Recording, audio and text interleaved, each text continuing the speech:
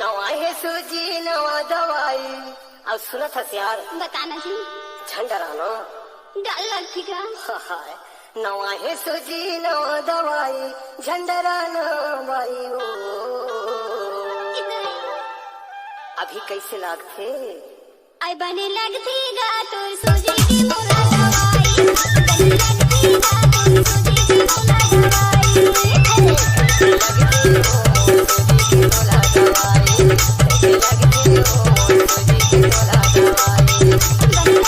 गा तो सूजी की मोला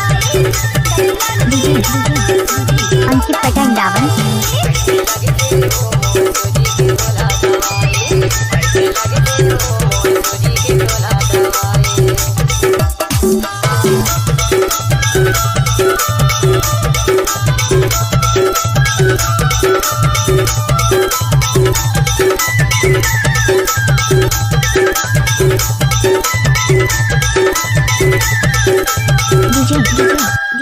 अंकित पटांडावन